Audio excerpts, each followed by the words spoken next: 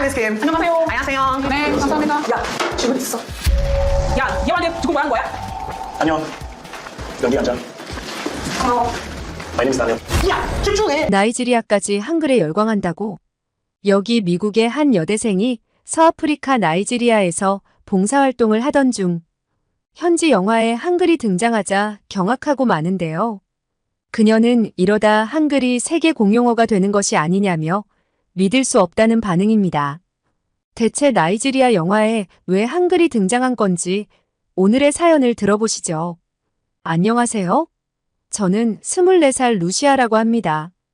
예일대에 다니고 있죠. 평소 세계 기하와 빈곤 문제에 관심이 많던 저는 방학을 이용해 교수님들과 봉사 모임 학생들과 함께 봉사활동을 다녀오게 되었어요. 최근 나이지리아에는 빈곤 문제가 심각한데 북동부주에서만 약 200만 명의 어린이들이 극심한 영양실조 위험에 노출되어 있습니다. WFP에서는 취약계층에 식량과 영양 지원, 현금 지급 등 다양한 지원을 하고 있지만 사람의 손길이 필요한 곳도 많이 있어요. 제가 할 수 있는 일이라고 해봐야 허드렛 일을 하는 것일 뿐인데 저의 작은 손길도 감사해야 하는 현지분들에게 오히려 더 많은 도움을 드리지 못해서 죄송한 마음이었죠.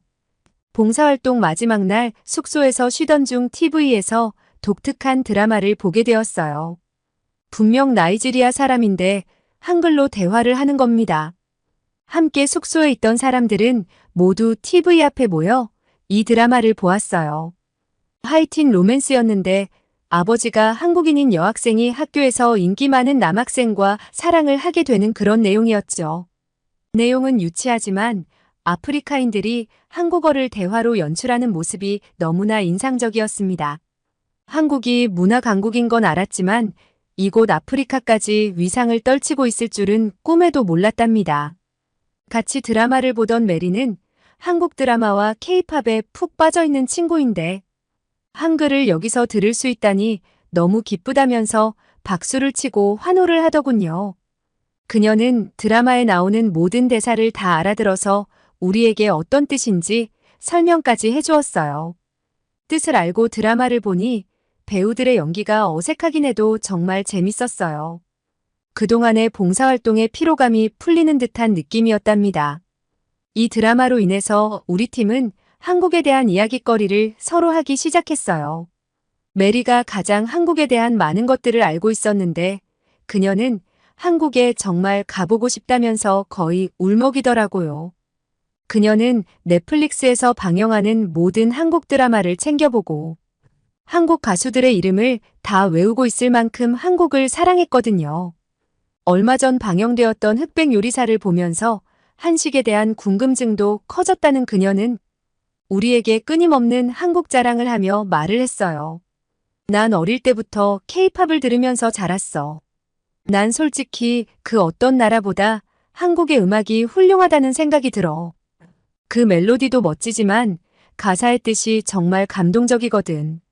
한글은 알면 알수록 어렵지만 계속해서 배우고 싶어. 우리 삼촌이 한국에 출장을 몇 번 갔다 오셨는데 한국에서 드셨던 한식이나 한국의 유명한 명소에 다녀오신 이야기를 해주실 때면 정말 가보고 싶어. 미국에서 한국까지 비행기 값도 엄청 비싸서 부모님이 쉽게 허락해 주시지를 않아서 아직 못 가봤지만 내년에는 꼭 돈을 모아서 한국에 여행 갈 거야. 너희들 한국 남자가 얼마나 잘생겼는지 모르지? 드라마에 나오는 배우들만 잘생긴 게 아니야. 한국 남자들은 매너도 좋다고 하던데 한국 남자랑 연애해보고 싶다. 메리의 재밌는 이야기에 푹 빠져서 듣고 있다가 문득 얼마 전 엄마의 졸업 선물로 뭘 받고 싶냐고 물으셨던 게 생각났어요. 저는 이번에 돌아가면 졸업 선물로 한국 여행을 보내달라고 하려고 결심했습니다. 며칠 후 엄마에게 한국 여행 이야기를 꺼내자 엄마는 깜짝 놀라며 한국은 위험해서 안 된다고 했어요. 루시아, 한국이 음악이나 드라마로 유명해진 건 맞지만 여전히 치안이 좋지 않은 후진국이야. 범죄가 난무하는 곳이라고. 그렇게 위험한 곳에 혼자 가게 둘 수는 없어. 엄마, 그게 무슨 말씀이에요? 한국이 위험하다니요? 친구들이 한국은 안전하다고 했어요. 아니란다. 엄마 회사 동료에게 들었는데 여전히 한국은 개발도상국으로 불완전한 나라야. 거리에는 거지들이 넘쳐나고 가방이며 핸드폰도 다 도둑 맞을 게 분명해. 엄마 동료분은 한국에 가보고 하는 말이에요? 그건 모르겠지만 한국과 가까운 나라 중국에서 온 동료의 말에 따르면 그렇다고 하더구나. 차라리 중국이나 일본을 가보는 건 어떠니? 저는 정말 실망했어요. 한국이 위험한 나라라니, 한국 드라마에 나오는 그 멋진 배경이 모두 거짓이라니 믿을 수가 없었죠. 저는 문득 메리의 삼촌이 한국에 다녀오셨다는 말이 생각이 났어요. 한국을 다녀온 사람의 말을 듣는 게 가장 정확할 거라는 생각이 들었거든요. 메리에게 바로 전화를 했죠. 메리, 너희 삼촌이 한국에 여러 번 다녀오셨었다고 했잖아. 정말 한국이 치안이 좋지 않고 위험한 나라인지 확인하고 싶어서 전화했어. 졸업여행으로 한국에 보내달라고 엄마한테 말했다가 혼났거든. 뭐라고? 한국이 위험하다고? 우리 삼촌 말로는 한국은 정말 안전한 나라라고 했어.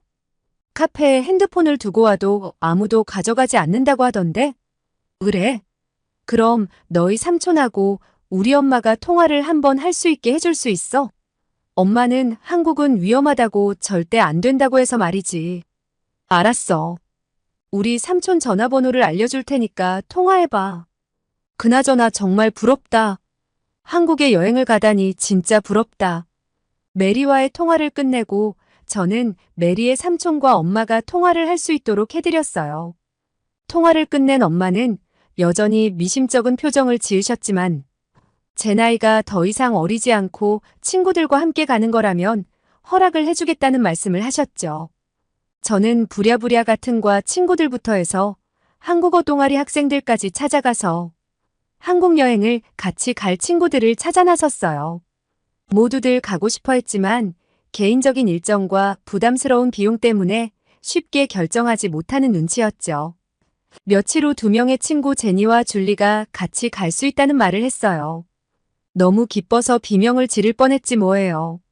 우리는 급하게 비행기표를 예약하고 한국으로 떠나게 되었습니다.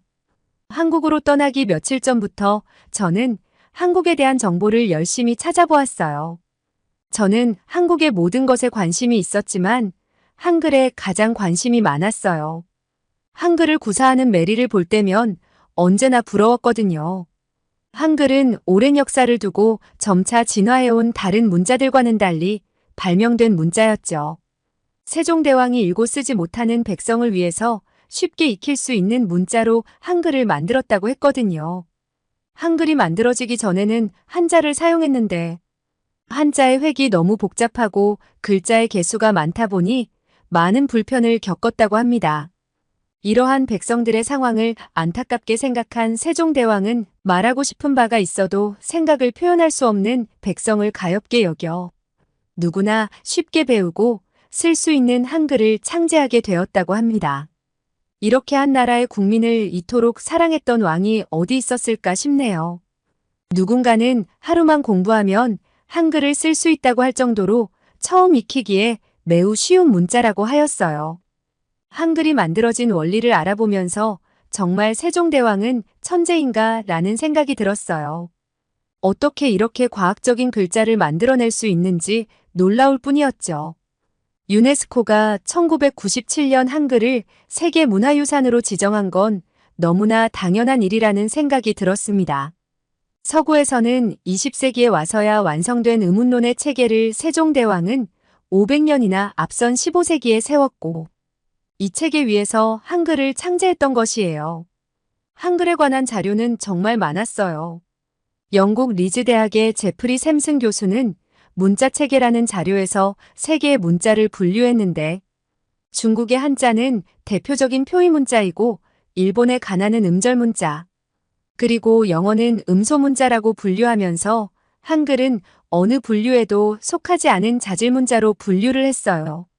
그러면서 그는 한글은 과학적으로 볼 때 의심의 여지 없이 세계에서 가장 훌륭한 글자라며 특별한 언어라고 극찬을 하였습니다. 한글의 가장 큰 특징은 언제 어디서나 같은 소리를 낸다는 것이었는데 영어의 경우 같은 글자라고 하더라도 주변 글자에 따라 다른 소리를 내지만 한글은 그렇지 않다는 것입니다. 따라서 외국인들도 한글을 쉽게 배우고 쓸 수 있는 것 같아요.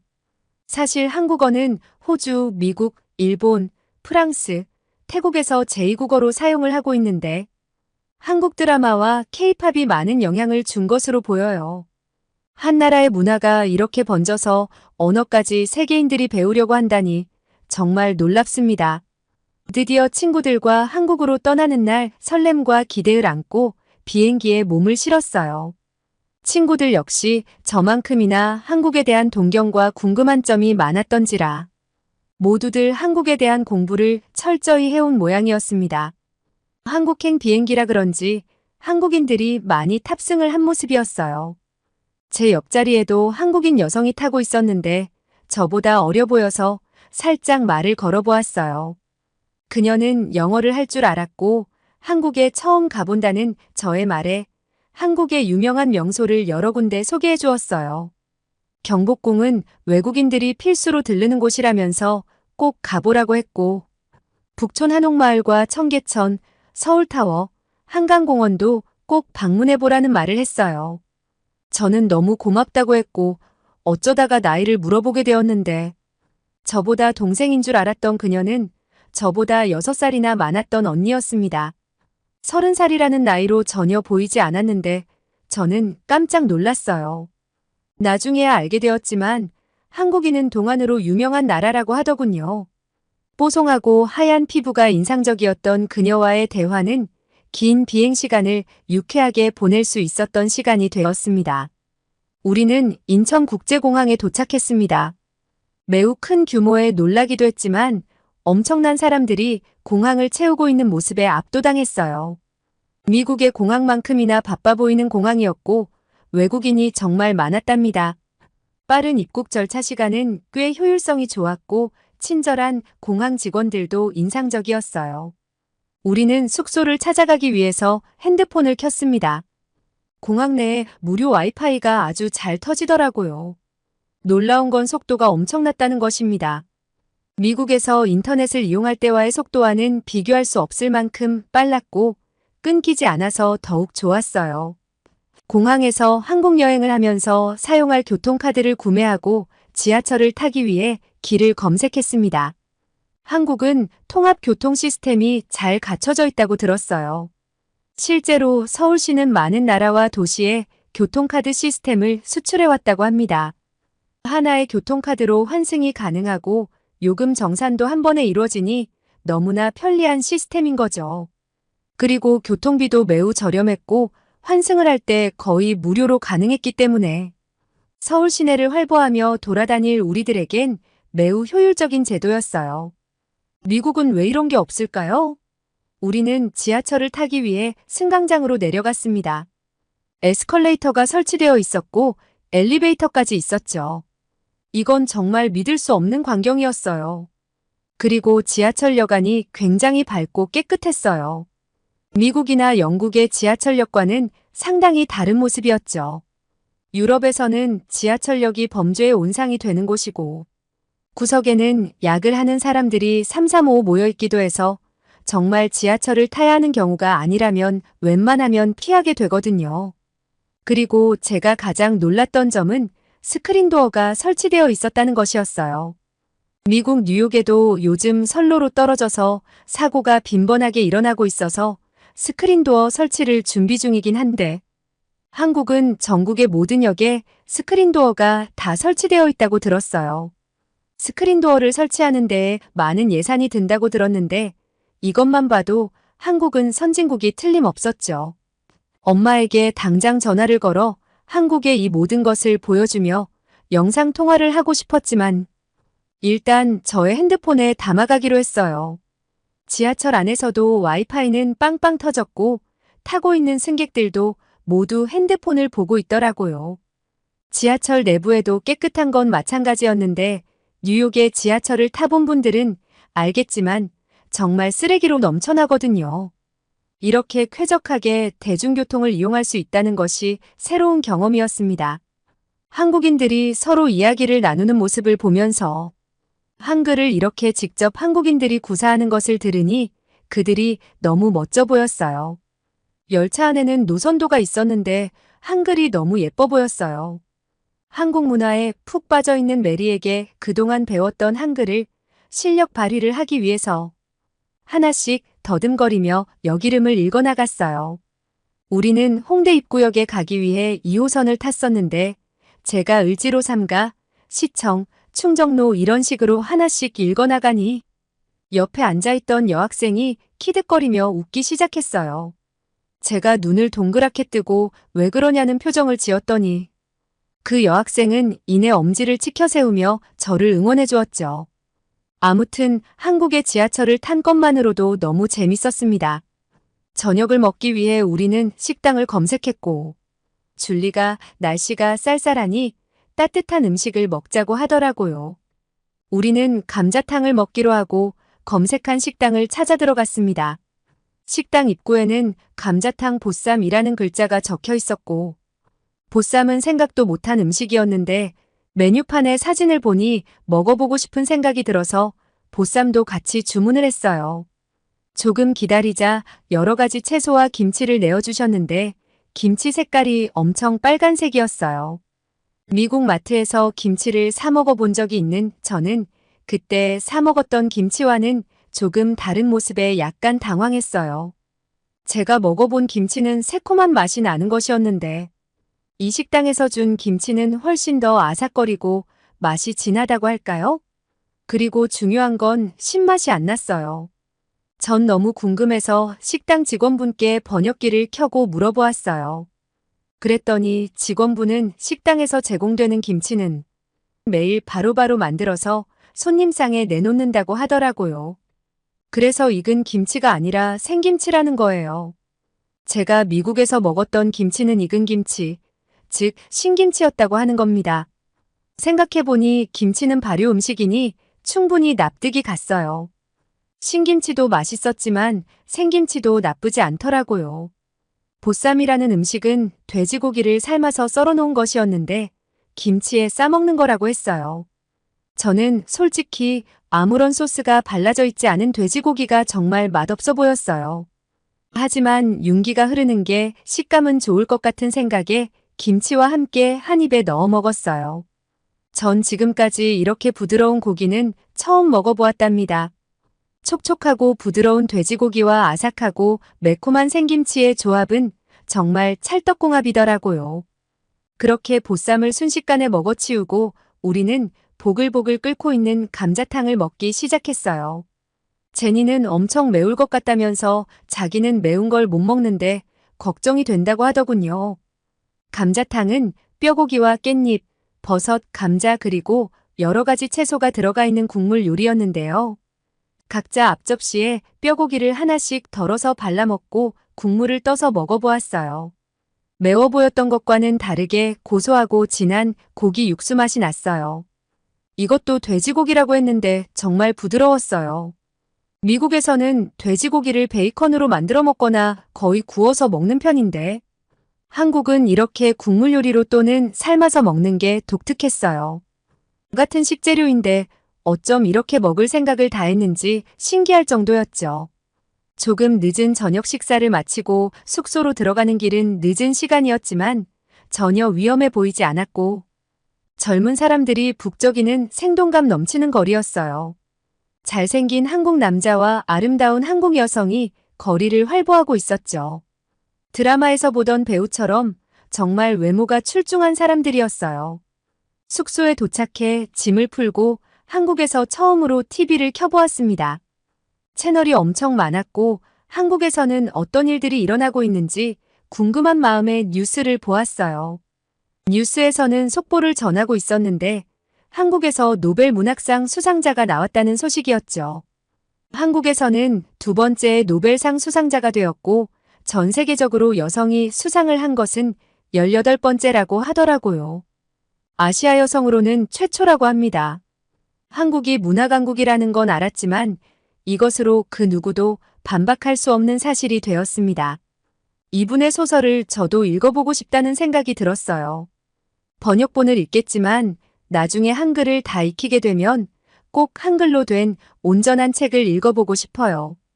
친구들과 오늘 하루를 마무리하면서 잠이 들 때까지 한국 음식, K-팝, 드라마에 대한 이야기를 했답니다. 우리는 내일부터 한국행 비행기에서 만났던 언니의 조언대로 청계천과 경복궁을 가볼 생각이에요. 그리고 맛있고 종류도 많은 한식을 검색해서 먹을 거고요. 한국 바베큐 삼겹살은 꼭 먹어볼 거예요. 앞으로 열흘간 한국을 여행하면서 또 사연 보내겠습니다. 한국 여행을 무사히 마무리할 수 있게 응원해주세요. 오늘 미국 여대생 루시아 씨의 사연 어떻게 들으셨나요?